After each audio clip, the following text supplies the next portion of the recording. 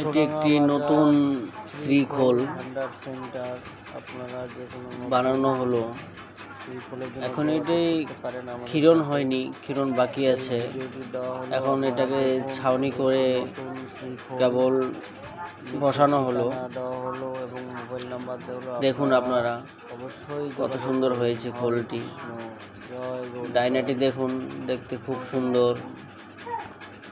খোলের ফিতাগুলো খুব সুন্দর বানানো হয়েছে।